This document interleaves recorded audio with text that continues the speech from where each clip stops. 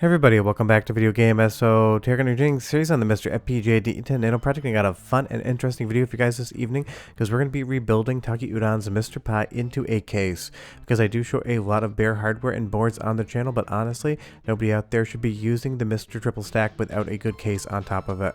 My capture setup, my living room MiSTer, my office MiSTer, and my bedroom MiSTer are all in cases because static electricity discharge is a real thing, especially getting into the winter months when the air starts getting dry. Before we get too far involved, do me a huge favor, go down below, hit like and subscribe, and ring that notification bell. Definitely helps us out. And if you feel so inclined to want to support the channel, got a Patreon link down below as well. But Todd from Retrofrog sent these 3 cases in for review, and I'm going to be building a full MiSTer Pi setup inside of it today. You'll see we have 3 different colorways here. All are going to appeal to different people, and they're all going to be up for sale as of tomorrow, so definitely check that out if you need one. And do be aware, if you didn't see the title of this video, this black case right here, I'm going to be giving that away to one viewer because I do not need 3 cases for 3 different MiSTer Pis. I will tell you how to enter that in just a little bit. But the best part is this is definitely going to be something that is achievable for everyone. If you're able to build your MiSTer Pi setup, putting a case on it's going to be stupid easy, but we are going to walk you through all of the steps, and thankfully Todd designed the case so that you don't need to disassemble the MiSTer Pi whatsoever. It's going to be a quasi drop-in solution. I do like this black and orange one here. Fits for the October theming. Not sure if that was intentional or not, but it definitely works. And again, when we did the first original MiSTer Pi build, there were no cases on the market for this, but now we have the cases from Retrofrog, and that is a great thing because while I am comfortable dealing with bare PCBs both on and off camera, I do not recommend anyone use this as their daily driver setup just because of the potential for static electricity. You have a little static in your socks, you're walking across your rug, you touch your MiSTer Pi triple stack or your MiSTer FPGA triple stack, you see that little arc go and you hear the pop. That can kill components on boards. It happens to people. It's not the most common thing in the world, but it's not outside the realm of possibilities, and honestly it's just fun to kind of button things up. But in a rare occurrence, let's talk about today's video sponsor, Xbox Go. You know guys, I don't take many sponsors on the channel whatsoever. I think the last one I did was for a microscope for soldering. It usually is just when something will fit my theming of the channel or otherwise help me in the production side of things. And while I am a trained filmmaker, have a couple degrees in it, and do use some gimbals in the $20,000–$30,000 range on shoots, and used to own a Steadicam back in the day before gimbals even existed, it isn't really something I'm going to take out of the closet for the channel because when I need those big gimbals, I do need to rent them. I am not that rich. But they sent this thing over, wanted me to talk about it on a video, and I figured I'd give it a go because it is something I can incorporate in the channel, and a thing that probably a lot of people can actually use in their day-to-day life. Because pretty much everyone now just uses cell phones for everything video related, and no one will be dumb enough to use a Sony cinema camera that they take on professional film shoots for a retro gaming YouTube channel. Definitely not. But this is a really fun device and definitely something you can get a lot of use out of, and I'll be using on the channel a lot in the future, both for the remote control capabilities, and if you want to be that monster that shoots vertical video, you can do that too. I'm very anti-vertical video, but that is just one of those things. I come from a filmmaking background, but you're going to see a lot of shots coming up on different videos with this incorporated in it, and hopefully it allows the channel to get a little bit more flair. And it's not just something that you can use for a YouTube retro gaming channel either.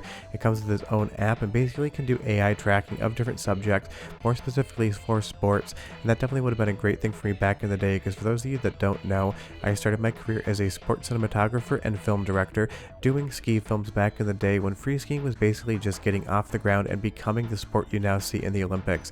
I had to do this all just by hand, so it would have been nice to have something to AI it for me, but everyone really is spoiled today. You get auto tracking, where back in the day I had to jump with my cameras and we had no drones. Like I said, I don't usually take sponsors on the channel unless it incorporates into my workflow, so this will be something you see in the future. There's a link below if you're interested. If you want to go out there and throw yourself off a jump with some skis, go ahead and do it. But back to the case build and review again. This thing is absolutely stacked to the gills, pun very much intended for Todd Gill, the maker of it, with all the ports you need to be able to pop this thing in and have a fully protected MiSTer Pi setup that you could just pop next to your television and treat like a console. And all the way around, all the ports you're going to need are going to be in the case. It is 3D printed, but honestly the quality here is about as close as you can get to injection molded without having to actually deal with the cost of the tool and die for that. I do have a background in injection molding when I did work for Burt, and trust me, it is not cheap. And I do appreciate that only the ports you need to use are here. There's some other ports on the the DE10 Nano and USB hub that you're never going to touch, and there aren't holes for those. That would basically just be a way to get some dust in that you don't need to deal with. You'll also have your slot for your micro SD card. It pops in and out easily. All of the different USBs, your headphone jacks, everything you're going to need all the way around to get this thing taken care of. And you're going to get everything you need in this little plastic bag. This one obviously is Super Nintendo themed. You're going to get your 2 different size screws. You're going to get the little sticky feet on the bottom so that the case doesn't slide around.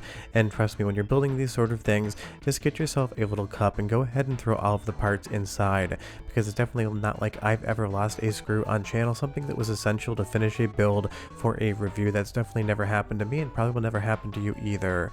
If we take a look here to start for the build, you're going to see 2 different size screws in the actual case. You're going to have a short one, you're going to have a long one. To start, we're going to eliminate the long one. That's going to come in step 2, and we're just going to be focusing on the short screw at this point in time. If you're wondering how to enter the giveaway, just leave me a comment down below and tell me what the last MiSTer Core you played was. I'll ship this thing anywhere in the world, and do be aware, I'm very good at detecting scammers, so don't try to do that, please.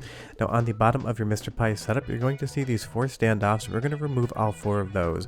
In the initial MiSTer Pi build, I told you just put these on hand tight. Do not drill them down. Incredible Hulk strong. So if you listen to me when you built your MiSTer Pi, these things should come right off in your fingertips if you just go ahead and screw them a little bit. And basically, we're going to get this thing in a case and stop raw dogging our MiSTer Pi here today. And you'll see we have all 4 screws removed. Be aware the only physical connection is the 4-pin USB header between the both of them, so make sure you're just kind of slightly pinching these things in your hands. And I find putting the bottom of the case on easiest at a 45-degree angle. It slots right in with absolutely no resistance. If you feel any resistance, it means there's a problem with the fitment, or you forgot to take some items off like those standoffs. So just be sure that if it doesn't do anything other than fall directly in, to take a secondary look. And you'll know everything is lined up. We get this nice support structure here for that headphone jack, the HDMI port sitting in that recess, the USB-C for power is exactly where we need it, along with those 2 USB type A ports. And if we spin it around again, you'll know everything is good to go.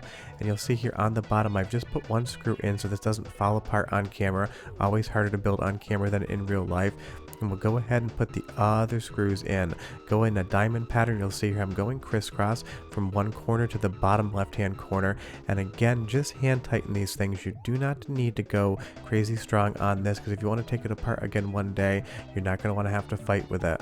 Now, to put the top of the case on, you're going to be doing this upside down, and there's a very specific procedure, but it's extremely easy. I'll show you in the next shot. Go ahead and put whatever buttons you want in whatever colors and patterns you desire into the recessed holes. They only fit one way, so they're basically keyed. I decided to go purple, gray, purple. You can pick whatever colors you want when you buy the case and kind of structure it however you would like as well, but you'll see here all 3 of those buttons are in place. Now, this isn't what you're going to do to put it together. I just want to explain the fitment here. Drop the case down and then push on the VGA port end. Everything will slide in. There is a fitment on the VGA port. It'll lock the case in place, so just go ahead and drop it in like that. Light pressure to push it back, and the entire case just falls directly into place. That's how you know you have everything lined up properly. So to do this with the buttons in there, just go ahead and do the exact same thing I showed you on camera in reverse.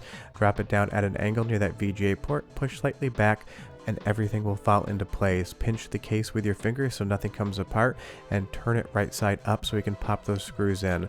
But you'll see here, that's basically the extent of putting this thing together. We're almost done, and that's going to be really nice. Go ahead and drop the 4 longer screws in the top, and again, do this in a diamond pattern and only go hand tight. Once the screw stops turning easily, give it like a quarter more turn, and that's all you need to do. If you dial this thing down too hard, you're going to have a bad time. And once you get all 4 screws in, just go ahead and give them one last light turn to make sure that they're gripping well, and again, do it in that diamond pattern. That way you're putting even tension all the way around the case, and you're not putting one end in too firmly and leaving one end slightly with a gap. And once you do that, the last step is just to put the little rubber feet on the bottom. Now, some people cover the screw holes, and that's totally fine. What I really like to do is put the rubber feet adjacent to the screw holes. That way this thing has grip, and if I ever have to go back into the case to change out a component or do something different, I'm not wasting the rubber feet. I'll be able to get the screwdriver to the side of the rubber feet and open it up at whim. Because trust me, if you go into your parts bin, if you even have one, the one part you need, like the rubber feet you took off the last case that you were working on camera with, you'll find out that you're completely out of stock on rubber feet. So again, just put it to the side, save yourself that hassle in the future, and trust me, these rubber feet grip. I'm shaking the Mr. Pi back and forth, and it is moving my table, not the Mr. Pi. And it's as simple as that. Cases aren't the most complex things in the world, but honestly, they should be on every Mr. FPGA setup out there, because again, if you're running a raw dock triple stack, it's only a matter of time until something happens and you're not going to be happy about it. I definitely think this case is plenty thick. I would probably drop this on the floor and it would be fine. And as far as every other protection, you're going to be good to go, and it looks nice next to a TV. Link to pick one of these things up is down below. If you have any questions or comments, so leave them and I'll answer each and every one of you. But I'll see you next time. Bye-bye.